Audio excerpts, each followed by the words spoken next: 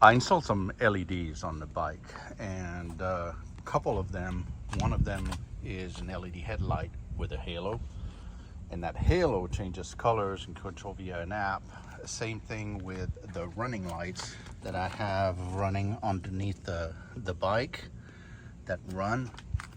Those lights unfortunately do not turn off when you turn off the bike.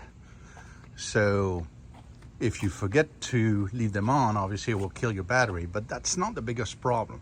The biggest problem is that I have noticed that even if I do not forget to turn off the lights, it still kills the battery.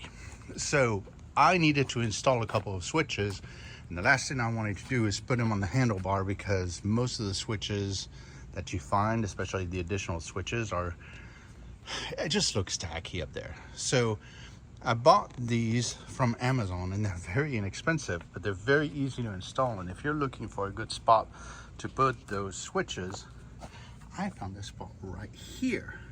Really easy to reach, and as you can see those are the run lights. I can turn them on and off just by switching it right here.